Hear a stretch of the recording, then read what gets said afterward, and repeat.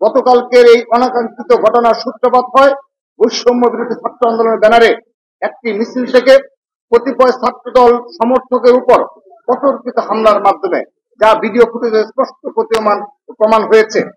সেই মিছিল থেকে ভিডিওতে দেখা যায় যখন ভুক্তভোগী সেই শিক্ষার্থীরা ক্লাস শেষে অতি সাধারণভাবে মিছিলটির পাশ দিয়ে হেঁটে যাচ্ছিলেন, তখন বৈষম্য বিরোধী ছাত্র আন্দোলনের কুয়েট কমিটির আহ্বায়ক মোহাম্মদ উমর ফারুক 2019-20 সেশনের শিক্ষার্থী মোহাম্মদ উমর ফারুকের প্রত্যক্ষ উস্কানিতে কতিপয় মিছিলকারী তাদের দিকে অতর্কিতভাবে তেড়ে গিয়ে ধর ধর বলে হামলার সূচনা করে।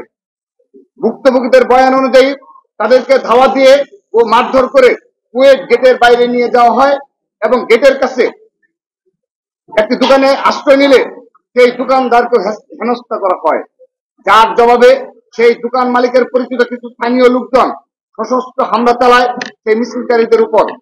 দফায় দফায় ধাওয়া পাল্টা ধাওয়া চলে কুয়েটের গেট হয়ে উঠে এক গণক্ষেত্র। প্রায় ঘণ্টাখানেক ধরে চলে এই চলে জড়িত কতিপয় স্থানীয় দলীয় কর্মীকে ইতিমধ্যেই বহিষ্কার করা হয়েছে বলে আমরা অবগত হয়েছি। তবে তাদের কেউই ছাত্র দলের সাথে জড়িত এবং ছাত্র দলের ইন্ধনে শিক্ষার্থী হামলা চালানোর কোনো কারণ নেই। এর বিপরীতে 18 ফেব্রুয়ারি 2025 তারিখে প্রথম আলো অনলাইন নিউজ পোর্টালে প্রকাশিত প্রথম হামলা নিয়ে ছাত্রদল ও পাল্টাপাল্টি অভিযোগ শীর্ষক একটি প্রতিবেদন অনুযায়ী ঘটনার সূত্রপাত সম্পর্কে বৈষম্য বিরোধী ছাত্র আন্দোলনের এক নেতা প্রথম আলোকে বলেন, আচ্ছা, এটা কোর্টে প্রথম আলোতে যে ক্যাম্পাসের বাইরে ছাত্র দলের ফরম বিতরণ করেছেন, এর প্রেক্ষিতে আমরা সাধারণ শিক্ষার্থীরা আজ মঙ্গলবার সমাবেশ দেখেছিলাম। আমরা উপাচার্যের কাছে একটি আবেদন করার কথা ভেবেছিলাম যে এই ফরম বিতরণের সঙ্গে যারা জড়িত তাদের যেন বহিষ্কার করা হয় এবং ভবিষ্যতে যেন কুয়েটে কেউ কোনো ছাত্র সংগঠন করতে না পারে। এটি হলো প্রথম আলোতে একজন সাধারণ শিক্ষার্থীর বৈষম্য বিরোধী একজন শিক্ষার্থীর উদ্ধৃতি।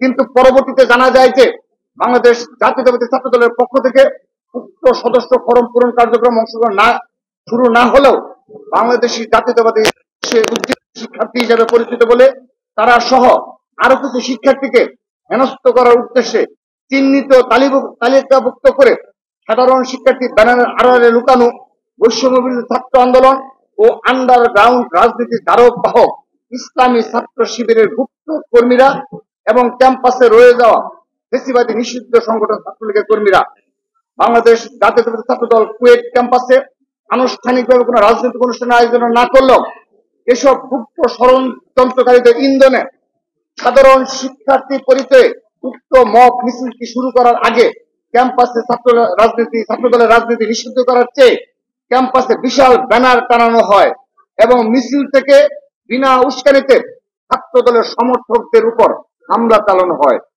উল্লেখ্য যে উক্ত সহিংসতায় ছাত্র দলের উক্ত সমর্থকেরা কেবলমাত্র ভুক্তভোগী হিসেবে জড়িত ছিলেন বলে এখন পর্যন্ত প্রতীয়মান হয়েছে। তাদের তিনজনই কুয়েটের সম্মান কোর্সের নিয়মিত শিক্ষার্থী। যেহেতু কুয়েটে বাংলাদেশ জাতীয়তাবাদী ছাত্র দলের কোনো কমিটি গঠিত হয়নি এবং এখন পর্যন্ত কুয়েট ক্যাম্পাসে সদস্য ফরম পূরণের আনুষ্ঠানিক কার্যক্রম ক্যাম্পাসে শুরু হয়নি, সেহেতু তারা তিনজন বাংলাদেশ জাতীয় ছাত্র দলের নিবন্ধিত কর্মীও নন। তাই তাদেরকে কেন্দ্র করে ঘটা কোনো ঘটনাকে ছাত্র দলের হামলা শীর্ষক ঘটনা হিসেবে প্রচার করা সর্বভাবে মিথ্যা ও উদ্দেশ্য প্রণোদিত একটি কাজ।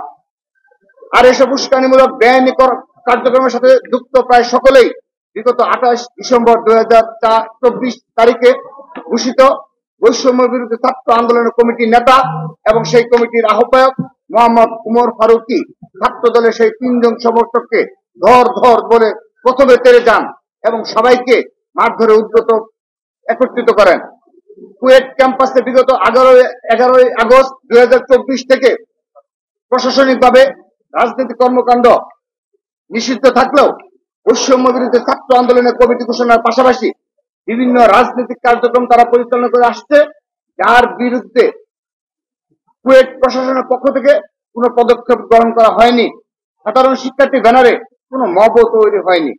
আবার এসব ঘটনা চলাকালে এবং পরবর্তীতে কোনরূপ তথ্য প্রমাণ ছাড়াই স্থানীয় জনতার সাথে কুয়েট শিক্ষার্থীদের এই ন্যাক্কারজনক সহিংসতাকে কোন নির্দিষ্ট তথ্য প্রমাণ ছাড়াই সামাজিক যোগাযোগ মাধ্যমে ছাত্র দলের হামলা বলে পুরো ঘটনাটিকে ভিন্ন খাতে প্রবাহিত করে রাজনৈতিক ফায়দা লুটার চেষ্টা চালানো হয়।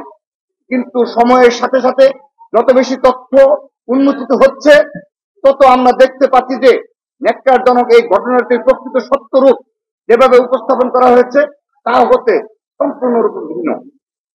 আমরা মনে করি এই ঘটনার মাধ্যমে আবারও প্রমাণ হলো 24-এর গণ আন্দোলন গণ অভ্যুত্থানের পর বর্তমানে সারা দেশে বাংলাদেশ জাতীয়তাবাদী ছাত্র দলের নেতা কর্মীদের ইতিবাচক কর্ম পরিকল্পনা ও শান্তিপূর্ণ কার্যক্রমের মাধ্যমে যখন বাংলাদেশ জাতীয়তাবাদীর আদর্শে অসংখ্য নবীন শিক্ষার্থী আকৃষ্ট হচ্ছে ও রাজনৈতিকভাবে সম্পৃক্ত হচ্ছে, ঠিক তখনই আন্ডারগ্রাউন্ড অপরাজনীতির অতি উৎসাহী চর্চার মাধ্যমে প্রতিঘাতমূলক নানান গুপ্ত কার্যক্রম ও অপপ্রচারকে পুঁজি করে উস্কানি সহিংসতার পথ বেছে নিয়েছে কিছু গুপ্ত সংগঠন ও নিষিদ্ধ ঘোষিত ফেসিবাদী সংগঠন ছাত্রলীগের সন্ত্রাসীরা।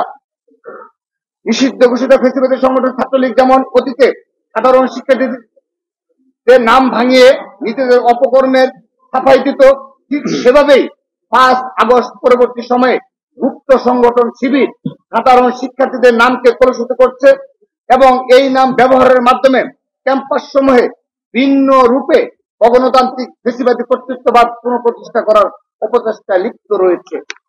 প্রিয় সাংবাদিক ভাই ও বোনেরা, আপনারা জেনে থাকবেন যে গণপ্রজাতন্ত্রী বাংলাদেশের সংবিধানের অনুচ্ছেদ নং 36, 37 ও 38 এর এবং নাগরিক ও রাজনৈতিক অধিকার বিষয়ক আন্তর্জাতিক চুক্তি ICCPR এর ধারা নং 19, 21, 22 অনুসারে বাক স্বাধীনতার চর্চা ও সভা সমাবেশে অংশগ্রহণ করা বাংলাদেশের সকল শিক্ষার্থীর স্বীকৃত অধিকার।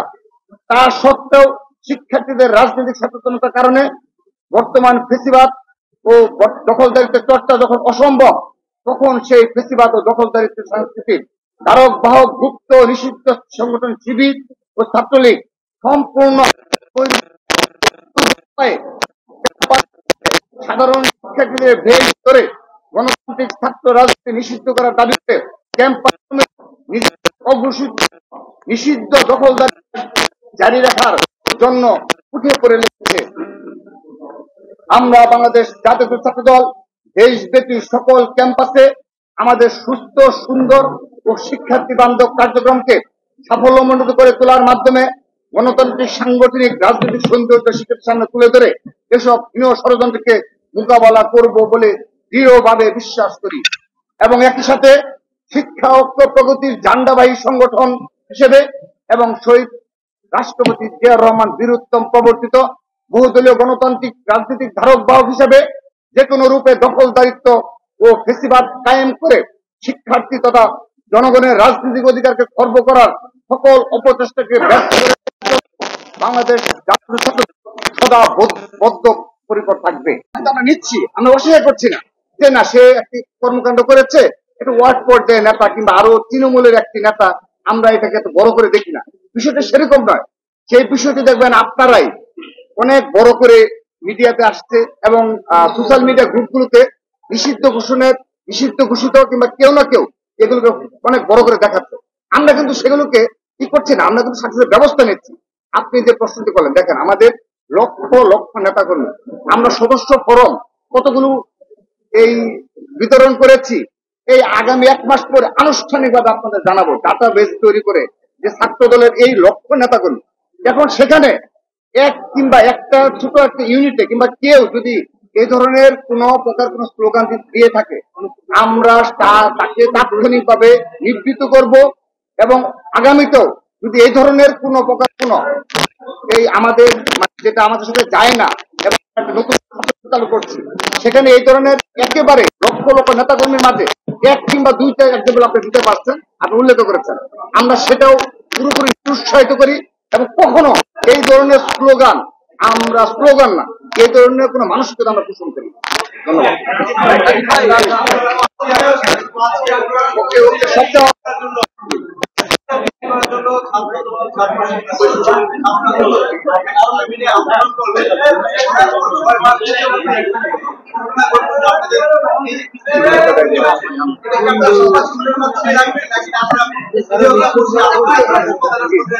আচ্ছা একটু বলবো।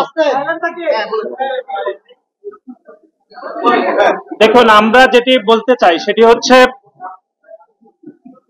5ই আগস্ট ছাত্র জনতার গণ অভ্যুত্থানের আগে ছাত্রলীগের সন্ত্রাসীরা বিভিন্ন ক্যাম্পাসে মোটা দাগে 3টি অপরাধ আমাদের চোখে যেটি ধরা পড়েছে। একটি হচ্ছে অনেকগুলো অপরাধ করেছে।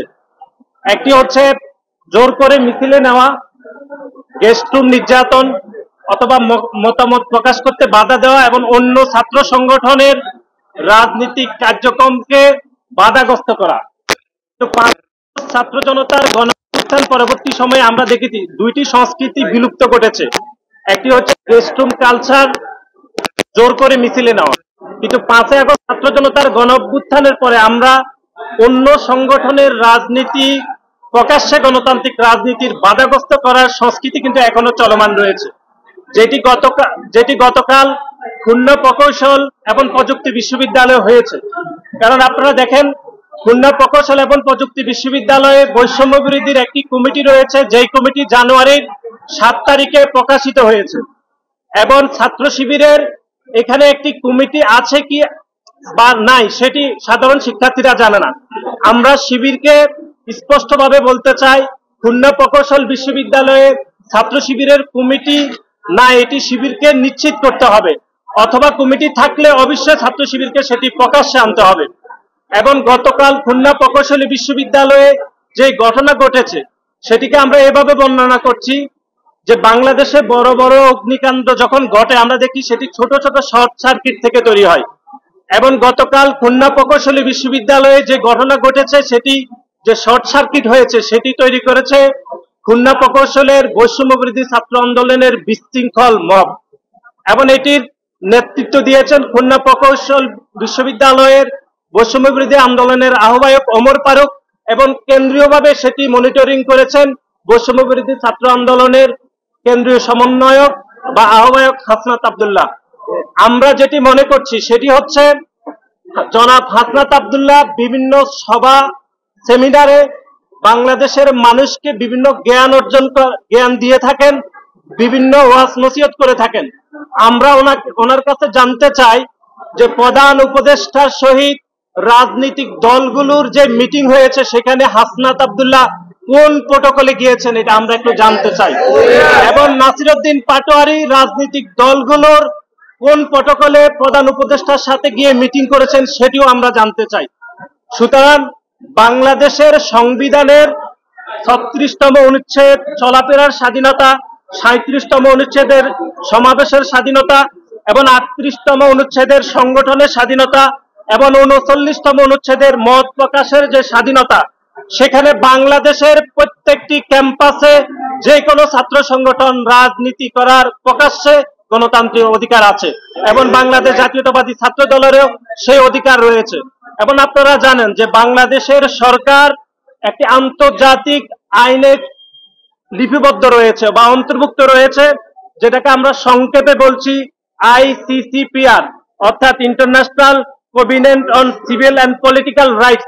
অর্থাৎ বাংলাদেশের যে কোনো নাগরিক তার মতামতের ভিত্তিতে যে কোনো রাজনীতিক অংশগ্রহণ করার চূড়ান্ত অধিকার রাখে। সেখানে বৈষম্য বিরোধী ছাত্র আন্দোলনের ওমর ফারুক কিভাবে বাংলাদেশ জাতীয়তাবাদী ছাত্র দলের 3 জন নেতা কর্মীর উপর হামলা করে, সেই প্রশ্ন আমরা বৈষম্য বিরোধী ছাত্র আন্দোলনের নেতৃবৃন্দের কাছে রাখতে চাই। একই সাথে শিবিরকে আমরা পুনরায় প্রশ্ন রাখতে চাই যে খুলনা প্রকৌশল এবং প্রযুক্তি বিশ্ববিদ্যালয়ে তাদের কমিটি রয়েছে কিনা, যদি থেকে থাকে সেটি প্রকাশ্যে কিনা, অথবা কমিটি যদি নাই থাকে তাহলে সেটি তাদেরকে অবশ্যই নিশ্চিত করতে হবে। এবং গতকালের যে হামলা হয়েছে সেই হামলার বিষয়ে শিবির এবং বৈষম্য বিরোধী আন্দোলনের নেতৃবৃন্দকে অবশ্যই ব্যাখ্যা দিতে হবে বলে আমরা মনে করছি। সবাইকে ধন্যবাদ জানাচ্ছি।